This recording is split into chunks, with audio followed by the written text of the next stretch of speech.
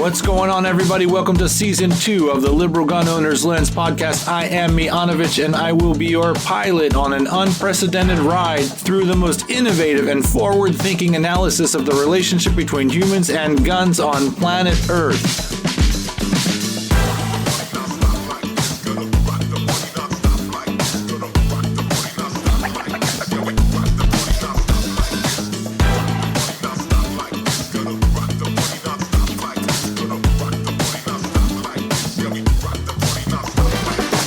The entire nexus between guns and public safety needs a wake-up call, and Liberal Gun Owners is here to rock that party.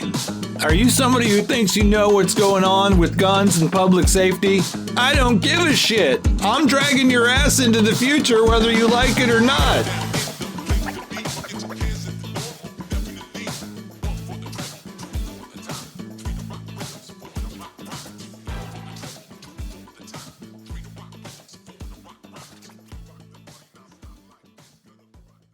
I really have a couple fucking zing dingers this time. Let's go, man. So bring it on. a little bit longer. Okay, cool. All right. So the first thing I want to say, everybody out there is welcome to the 2023 version of This or That with Michael Sodini, which we started last year, just because I was trying to have more fun last year and do more comedy. And Mike and I have a friendship, and we both talk about the 80s a lot, and we're both from the 80s, and I just find it fucking fascinating and enjoying. This year has not been comedy awesome for LGO, the LGO Liberal Gunners Lens podcast, because I've just been too, I don't want to say stressed, but so focused on the fact that we got kicked in the balls with money that the comedy was not flowing this year because I was thinking about other things. But I finished all my work for the year, and now I'm like, it's like come bursting out of me. So I just figured to end the year, we would do This or That with Michael Sodini and try to do it every year. And I also wanted to note, and I wanted to hear your thoughts on this, Mike, before we even get into it.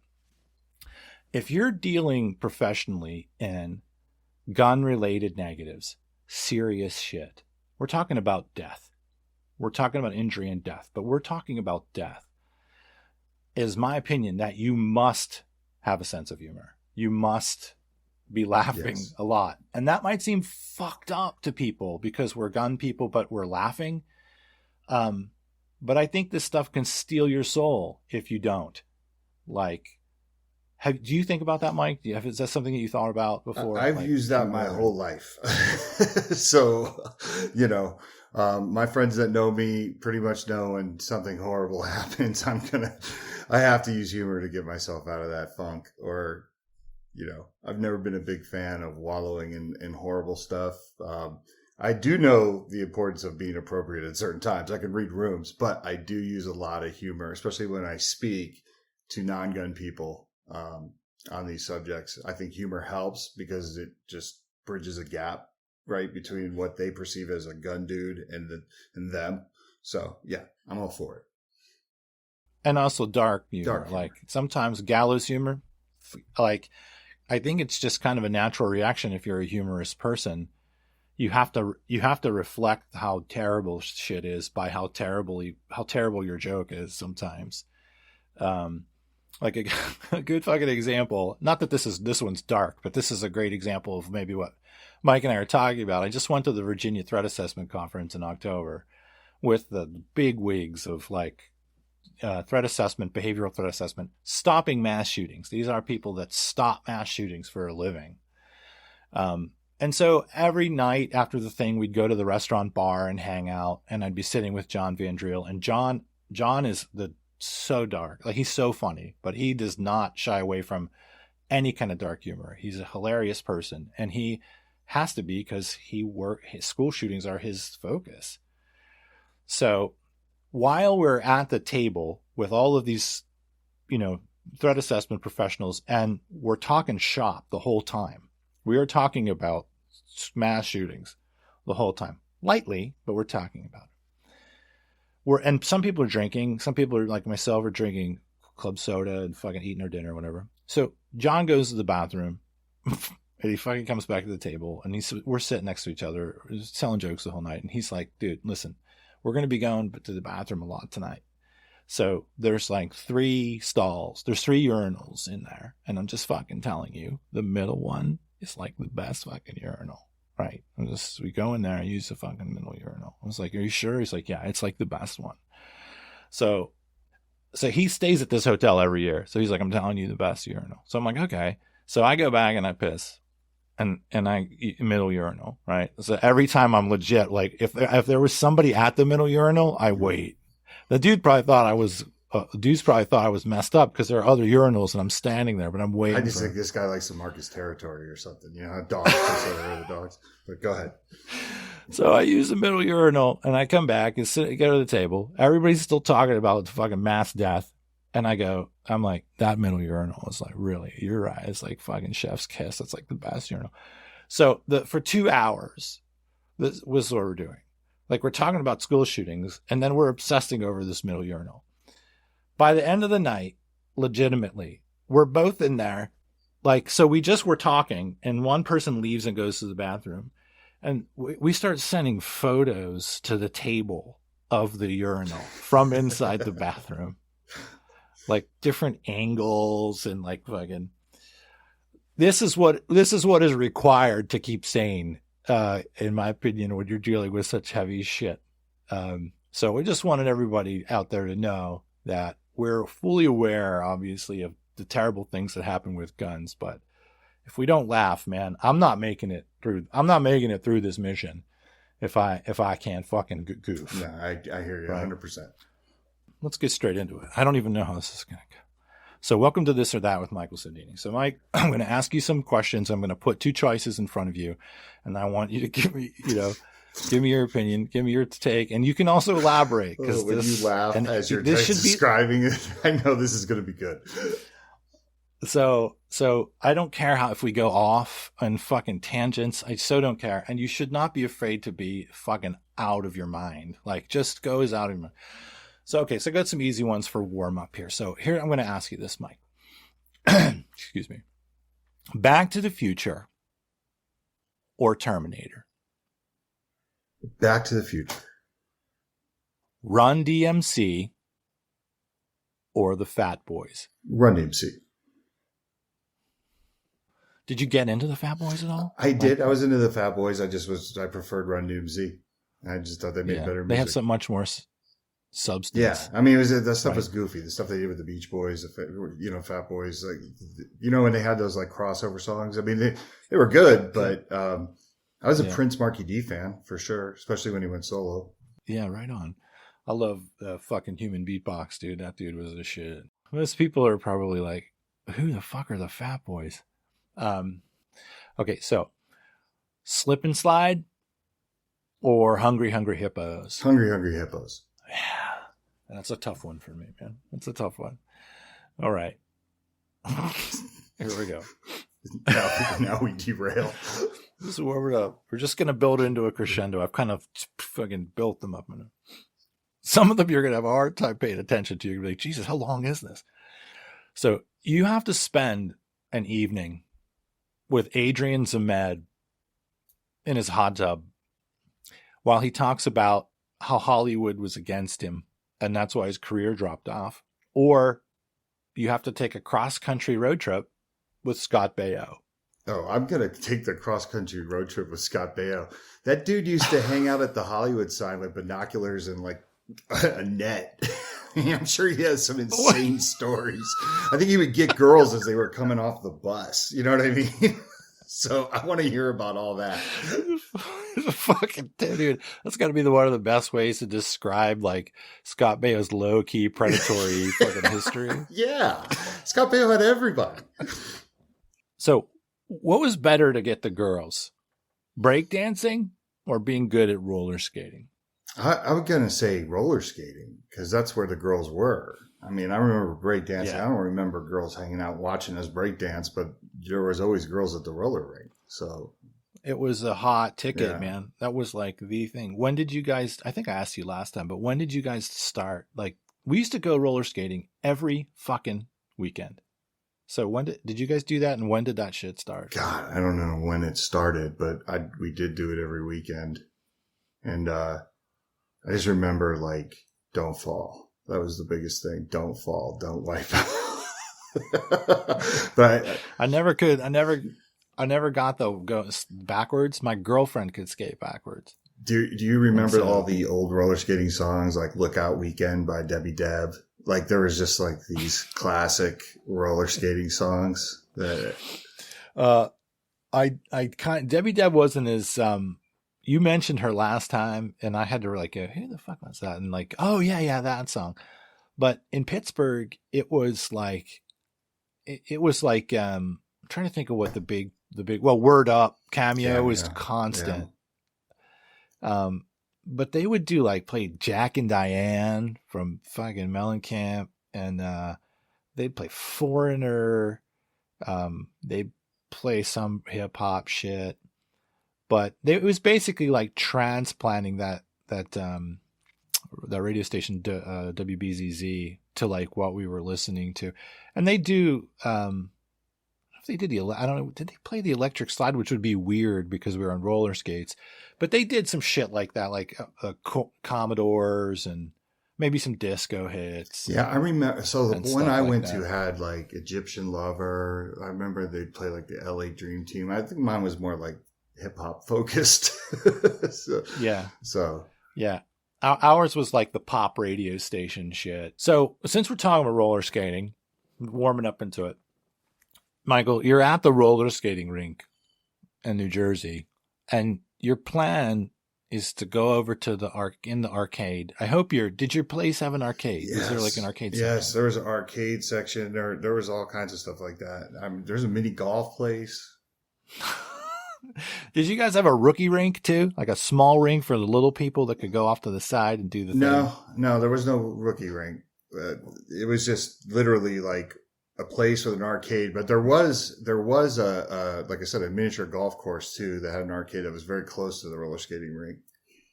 God, I mean, for the life of me, we had a rookie rink. You did? That's for like the young kids, yeah, so you don't run over them. Yeah, they go in there and like go around in a circle and shit. Or if like you're older and you like going backwards, you're working on going backwards or whatever. So the other thing that was making out. Like sneaking to make out, right? To go to the arcade, go outside early at the end of the night, and like various places around, because you couldn't leave and then come back in. But I think if your parents are picking up at 9:30 or 10, you go outside half an hour early, and then everybody's like sneaking in these fucking places to make out and shit.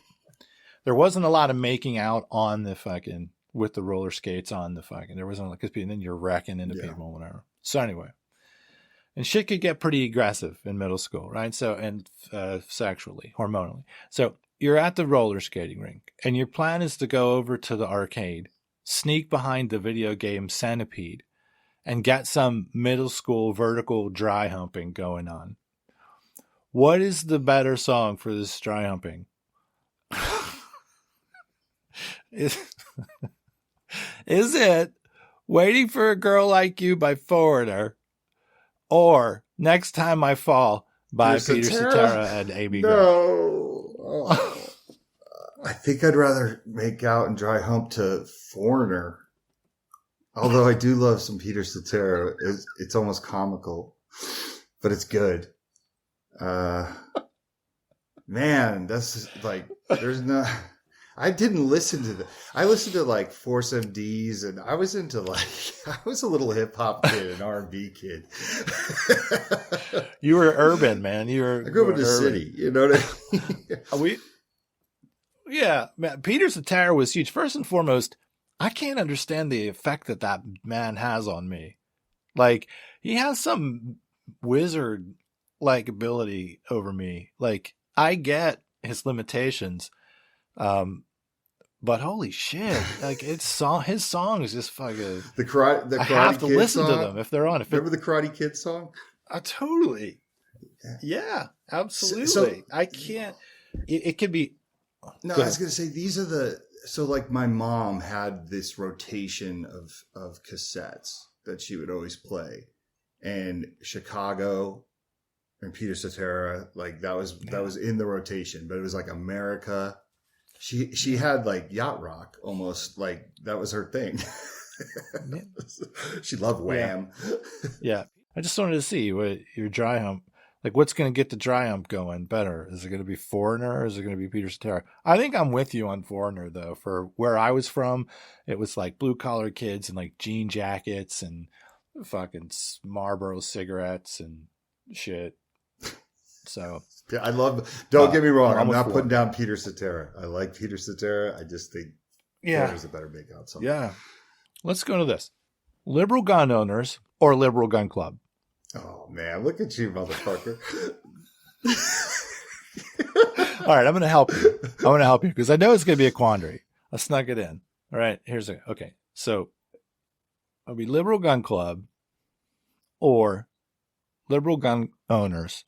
And this is what I throw in for you. Right? A free massage. Okay. It doesn't have to be me. It could be executive director or from somebody, but probably like who cares? Could be me. But it's not just any massage, right? I don't know if you've ever had one of these massages, but it's it's one of these massages where you're laying on your back and they're doing the front. Okay. It's not a happy ending massage, right? It's not a rub and tug massage. They're massaging and they get down, and it's probably going to be a dude. I want it to be a dude. And they get down by the business area and they get real close. But they don't quite get there. Like they're they're going around your business, but there's no happy ending. There's no rub and tug, but it's real close. Like real close. Like a couple times they go close and you're like, I hope this dude is not going to reach for my, like I think he might be reaching for my, like you're in that uncomfortable area. Right. So this is what I'm throwing in. Liberal gun club or liberal gun owners, and I throw in the almost massage. If it's you with that hat on, and right before you get down there, you go, hey, there's a bathroom over there. You got to try the middle stall. And then just walk out of the room. I pick you. Just fucking.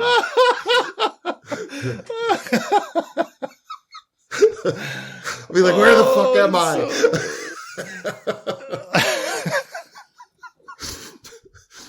Everybody doesn't know I have the like typical beanie hat, propeller hat on. I wear sometime with the fucking propeller. It's red and blue. Okay, good. I needed to know. I'm trying to find the edge here. I got to find the edge. I'm not trying to outdo the liberal gun club. We need to have our liberal gun owners needs to get forward. We got to get powerful and forward. And if I can win Mike over with one of those almost happy ending massages, not quite enough to make you question maybe your own sexuality or something, I think we're headed in the right direction. So, okay, that's good. Now, here's a good one. We're just calm it down a little bit. Would you rather struggle running Walk the Talk America for the next 10 years, barely making enough money as you've tasted in the past?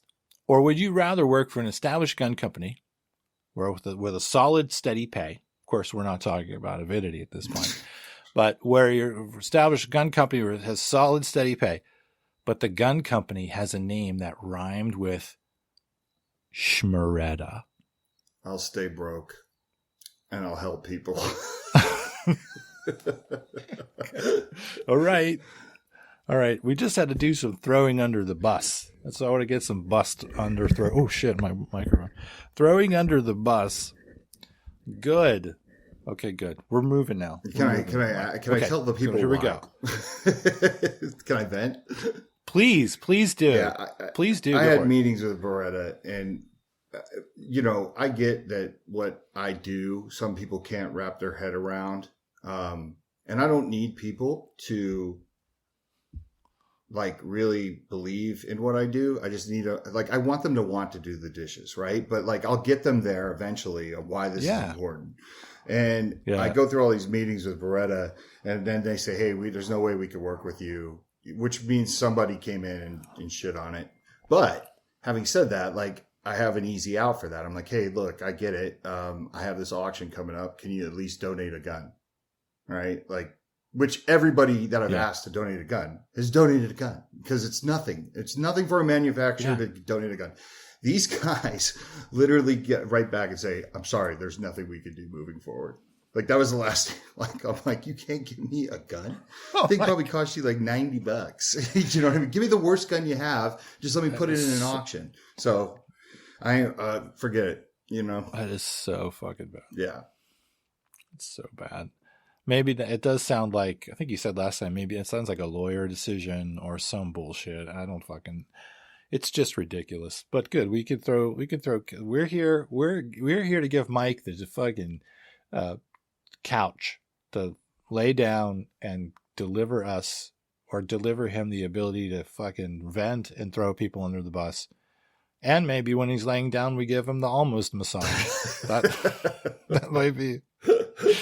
That might help him out also. So, okay, no Schmaretta. You're going to stay with Walk the Talk, drive an Uber. Do whatever. Eat shit. Have your wife be like, yeah, okay. All right. So, good. All right. So last year, I don't know if everybody remembers, but last year, Mike hypothetically went home to New Jersey for Christmas, and he stopped in the local bar, and he saw his shop teacher was there drowning in his sorrows at the bar, and Mike gave him a hand job just to fucking just to give him a fucking sparkle shorts for the holiday. So I'm such a good person. He was down, dude. Dude, Walk the Talk America fucking goes to the mat for people. It's amazing what a little compassion will do. So Mike goes back to New Jersey again this year in a week. He's going back. Mike, you go to a bar.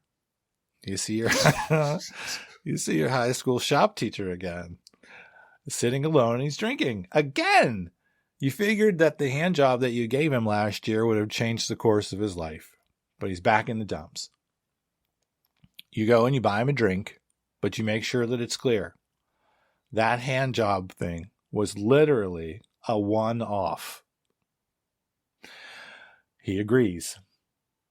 But by the end of the night, he's making the case that another hand job, just one more, would set him straight for life. Just one more. Permanently this time. And like a good addict, he's never going to ask again. That's it. Right? You won't do it. You make it clear. But you both come up with a plan to pay someone else in the bar to give the shop teacher the Christmas hand job. Right? The only other person in the bar at this time is a dwarf. So you guys lay down a giant chunk of money in front of this dwarf to give this shop teacher the Christmas hand job. All right. And the dwarf agrees. It's probably more money he's seen in a long time. And he's also drowning his sorrows and he needs some money. He's a dwarf. So the issue here, this is the issue that you have. We have to get to what does this have to do with Mike? Your shop teacher is so drunk that he can't sit up straight anymore. So this is going to be a two-person job. You're going to have to hold him up. Hold the shop teacher up straight while the dwarf tosses his batch. So that's your role here. Okay. You're not giving him a hand job, but you're helping him out. Let him stay up. And the guy that's tossing him up is the dwarf. So you can hold up your shop teacher while he gets tossed by a dwarf. Or you can spend all day, every day for the next year, talking about guns, talking about different calibers, going to the shooting range, winning gun competitions, and having a YouTube channel where you make videos that talk about guns and shooting and going to the range and taking care of guns and buying guns and merch and clothes that you make that have guns all over them. You can either help the guy to get the toss off from the dwarf, or you can just become one of these super gunny YouTube people for a year. Which one are you doing? It's a tough one because I don't want to walk the earth thinking, I wonder what it would have been like to see my shop teacher get tossed off by a dwarf, right? Like, I don't want to be 90 and be like, shit, I missed out on something spectacular. But then again, if I had to make YouTube videos and all that stuff and roll around like Cactard 2000, that might not be fun either for me. I am the gun guy. I don't know. It's a tough call. I may have to have a few drinks at that bar with said dwarf and see where that goes. That's a hell of a story to be able to tell, especially to all my old high school buddies. You're like, hey, Mr. Lambasta over there, like, you wouldn't believe what happened with him. Oh my God, dude. It's a tough choice. Tough choice. It's a tough choice. I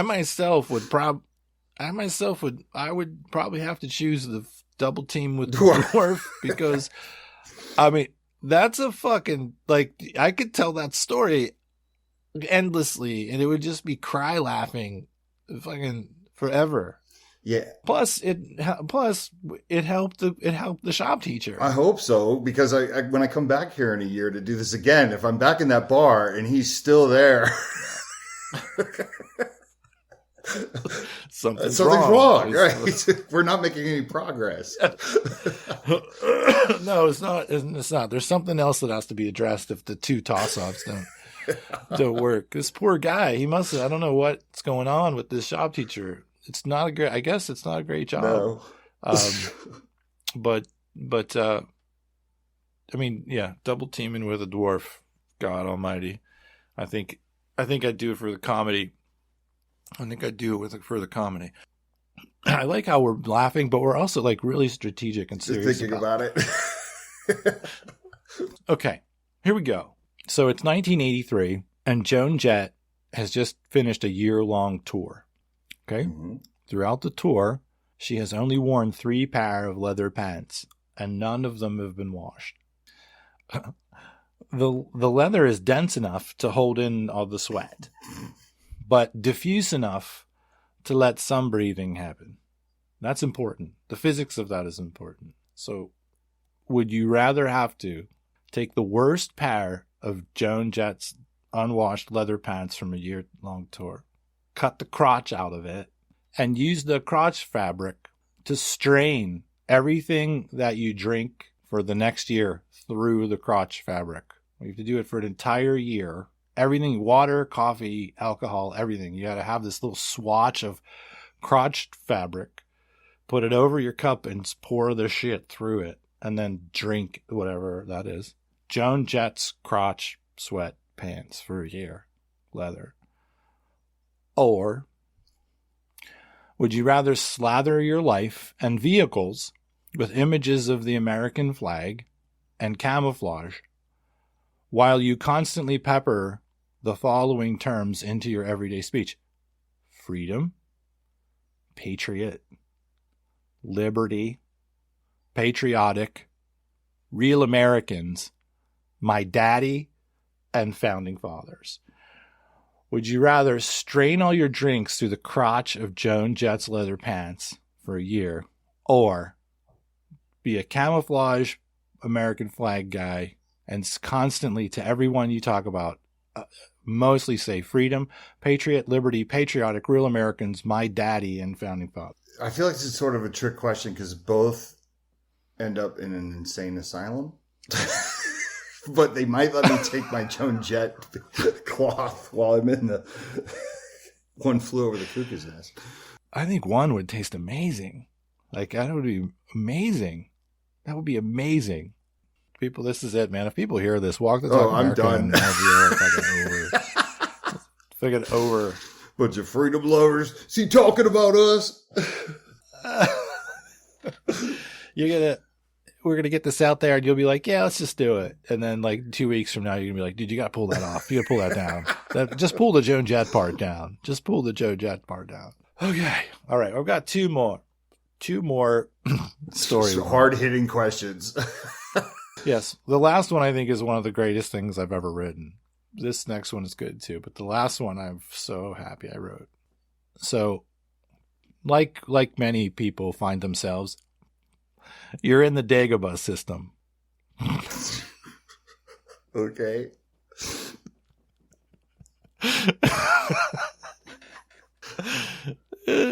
You stop at Dagobah to spend time with Yoda. You know, of course, that Yoda is a Jedi. He's a master of lethal Jedi art forms. But what you did not know is that Yoda is a Fudd. So you spend days in his hut while he makes you snake soup. And he spews out all these typical tropes of Fudd lore, right? In his annoying fucking voice. I'm not going to try to do the Yoda voice because I won't get it. But he's just in the hut with you with snake soup with an annoying fucking voice, and he's just a machine of fucking Fudd lore. So shit like you only have to pump a shotgun and the sound of it will make intruders leave. You should never want to hurt somebody. Just use snake shot and shoot them in the knee. Self-defense firearms are mostly unnecessary. $100 pistols are just as good as other pistols. The Weaver stance allows you to choose karate over using the gun. And, you know, you don't want to kill the person. If you can go karate, fucking go karate. Right? So this is the list. And fucking Yoda is just unrelenting. He's just constant in that fucking voice. Use snake shot. Just pump the shotgun. Like the whole fucking over again. Right. By the way, your X-Wing is broken. He can't lift it out of this fucking swamp and make it. You cannot get out. But like, I don't know if you remember in Time Bandits. Do you remember Time Bandits? Time Bandits. Remember the magic doors would open and they'd all go running through the magic doors, time doors. The time door would open, they'd find it and they'd jump through it and it would close. So one of those, and where we are back to dwarves again, but one of those, and we're talking, Yoda's a dwarf too. So this door opens in the Dagobah hut, in Yoda's hut, while he is fucking beating your ears about fucking Fudd lore. And your X-Wing is down. This door opens. And this door leads to one place. Okay, it's going to lead to a 2-day commitment to attending an RV show with all of the NRA leadership. And that's how you get back to Earth.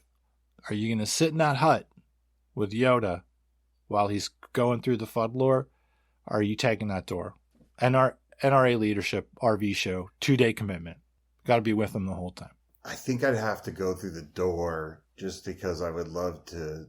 I'm just walking a show, or I get to meet with NRA leadership? You're with them, like you're having to be subjected to them the entire time. Their hopes, their dreams, talking about what their wives do, like all. I may stick with Yoda. He's a fucking Jedi. You know what I mean? He's a Fudd, but he's a Jedi. And I'm in the Dagobah system, man. I would. Dude, how many times do you get the chance to get out there? I mean, it's kind of rare. I've been doing an NRA show forever. Yeah, but the thing is about the NRA thing is that you're with the NRA guys, you're going to an RV show with them. You're not going to a gun show. You're going to fucking a real RV show. And not like when I was saying, yeah, you're going to an RV show. No, I'm staying with Yoda. Like, oh, look at this C-Class. Maybe after 2 days, I say to Yoda, like, hey, let's play a game. Like, the first person who talks loses. You try to get one of those things going. You might try to Jedi mind trick the master. I think I would look at the door and start thinking, like, I bet we could fix the X-Wing. Like, I bet there's something we could do. We could probably, like, find some old fucking branches or some shit to figure it out and do something, fix that X-Wing.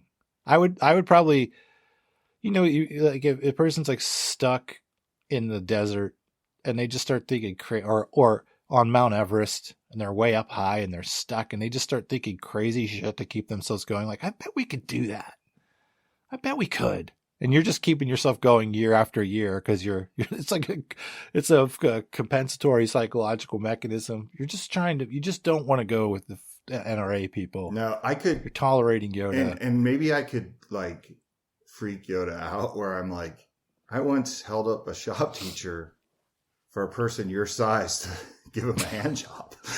just literally like throw things at Yoda to see like...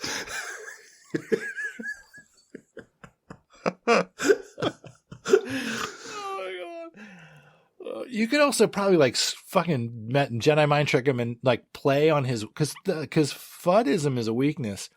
So you could be like, if you get me out of here, I've got this. I'm in business with Rob Pincus, and we've got this manufacturer in North Carolina. We could build like this karate shotgun, like, and it doesn't even, it takes rubber bullets, but like it is perfectly balanced. So if you wanted to hold it and do karate, it would be perfect. It would be perfect. And actually the nose is weighted, so you can't actually lift it. You have to shoot the person in the knee with the rubber bullets or do karate. If you could help me to get out of the Dagobah system and back to North Carolina, then I think we do that. Maybe if you did that, Yoda would be like, and then you'd be good. I just love the fact that you came up with this question and made Yoda a Fudd. Like somehow you thought about that. You're like, man, what if I was with him and he behaved this way? Yes. I just thought, like, what would the worst situation be if you're a gun person and you're stuck with Yoda and you're like a gun, even though you're not a gun person, but like if you are a gun person and it's gun related and you're in the hut, like, what's the worst thing it could be? Like, what if you just like an unfucking relenting Fudd? It would just be like the worst with the fucking Fudd lore and the pump, the shotgun. Okay. So Mike and I are sort of in agreement there. We're staying with Yoda and trying to work on it. Okay. So we're going to get to the last one because we don't want this to last forever. I love this one. This is quite a story, Mike, before we get to the question. Right. So stick with me. It's 1984. You're on an airplane that loses its navigational ability, and you end up flying over the Arctic Circle. The plane runs out of fuel and crashes. Only 2 people survive. You and this other person who survives just happens to be Steve Perry from Journey. It's you and Steve Perry survive. You and Steve find 2 polar bears, and you're able to jump on these polar bears and ride them south in the hopes to reach civilization. Now, Steve has a concussion from the crash. Okay? So his brain doesn't work right. To keep himself warm, he starts singing Don't Stop Believin'. However, he has brain damage from the crash, so all he can remember to sing is just a city boy born and raised in South Detroit. Right? That line. He's singing it over and over and over again to keep himself warm. And you're riding 2 polar bears to the south to get to the civilization. This is about a month-long ride for you on these bears. Forget about this shit. Your brain's going, how will we eat? Where are we getting water? Don't worry about that. We're not worried about that. We just came from the Dagobah system. We don't have to worry about logic. So after a few hours of this, you're on polar bears. You're cold. You have brain damaged Steve Perry next to you singing Don't Stop Believin', but only those 2 lines. You see something off in the distance coming towards you. And Steve. It's coming towards you and Steve. It's another person, a third person, riding a fucking polar bear. When the person gets closer, you realize it's Rob Pincus. Okay? You have no fucking idea how he got there. He wasn't on your plane. Right? Anyway, it probably has something to do with ADHD and poor management skills. That's probably how it goes. So something is wrong with Rob too. And it's probably brain damage from the cold. Okay. Or maybe that's not fucking brain damage. Maybe that's just Rob. So there's something wrong with Rob too. To keep himself warm, as he gets closer to you guys, you realize he's giving an unsolicited lecture on why there are only 3 rules of gun safety and not 4. Okay? That's what he's doing to keep warm. And he's repeating this on a loop. So now you're riding a fucking polar bear towards civilization. And on the one side of you, you have Steve Perry on a polar bear singing Just a City Boy Born and Raised in South Detroit over and over again. And you've got Rob on the other fucking side of you, and he's giving an unsolicited lecture on why there should be only 3 rules of gun safety and not 4. This is going to last a month. Okay. What I didn't mention is that you have a gun and you have one bullet. Okay. You have a gun on you and one bullet. You're a man who is obviously against suicide. So we're not playing that here. There's none of that. However, you've got to make it back to civilization for Christ's sake, Mike. You have a family. So you can choose to shoot Steve, shoot Rob, or one of their polar bears. Who are you shooting? Are you shooting Steve? Are you shooting Rob? Are you shooting Steve polar bear or Rob polar bear? I don't hunt, so the animals are safe. I'm going to shoot Steve. I should shoot Rob.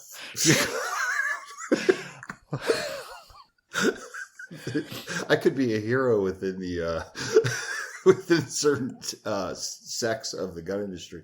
No, I'm shooting Steve. I heard Steve's a dick, so God. I've heard he's kind of a douchebag. I don't know. I've heard he's a really nice guy, but he's just complicated and massively introverted, and he's standoffish. God, you're going to shoot Steve Perry from fucking Journey. Rob is my partner. I'm going to go to prison for life. Like, everyone's going to know it was me. Okay. But I was about to say, after you finished this story, I told you that story in confidence, but it ended with somebody dying, so nobody at home would believe. The confidence that you keep it quiet. I confided in you, Randy. You're shooting Rob, or you shooting a polar bear? Me? You're asking me if I'm shooting Rob or the polar bear? You're shooting a polar bear or Steve? No, man. You can't kill Steve Perry? I don't know what I'm doing. It's hard. He was on a video game, for Christ's sake. He was in the Journey video game. Do you know what happens to a child of the child of the 80s if you make it into a video game? That's like making it into God status. He was on a video game. How am I going to shoot fucking Steve Perry? I just hadn't thought about it for myself. It's a tough call. I feel like Steve Perry is not human. I feel like he's made of something. Like maybe he's a demigod or something like that. Maybe if I just shot his polar bear, he'd be able to make it back himself. He could climb, cut open the belly of the polar bear and climb in there like Luke Skywalker. Rob would have brain damage though when you got back. That's sort of the problem. Is I don't know if you're the whole time about saving the business. The whole time he's I know Rob's daughter. I couldn't look her in the eye and say like, yeah, I killed your father, because he's repeating the 3 gun safety rules. I don't know. Yeah. People are going to be like, how did you get the fucking polar bears to let you ride them? That's probably the most important. Like, how do you do that? Maybe if we just came from the Dagobah. This is where Yoda taught us a thing or two. Yoda. Something. Yeah, we were there for so long. We chose to fucking be like, all right, we're going to put up with your Fudd bullshit and figure out a way to get you to get it. But the whole deal was, okay, I'll get you back to civilization as long as you agree that you're going to do the karate shotgun. But I can't get you back home. It's too hard. I'm just going to drop you off in this plane that's going over the Arctic Circle. You're going to crash. And in case there's a polar bear, here's how you fucking got them to let them ride you. Maybe that's what happened. The other thing I could have thrown in here is that, like, as you're riding between these two, you're mulling it over. You're cold too. You're hurting too. And you start having, like these delusions and illusions like Luke had when he was on Hoth seeing Ben Kenobi. Like, he's freezing and he's seeing Ben Kenobi. But instead of you seeing Ben Kenobi, you see an image of your shop teacher being jerked off by the dwarf in the distance. That's how I stayed warm. Right. It warmed you up. Oh, God. It's kind of hot. It's hot. And then you're hearing Foreigner in your head, and the dry-humping thing is coming back. Coming back. Your core gets even more warm. Yes, it's all working. Jam Master Jay is waving these things to me were some kind of... Goes to Jam Master Jay and the Fat Boys. Yeah, and human beatbox is laying down a beat, and you're dry humping, and the dwarf are in sync with the beatbox. We could go on forever.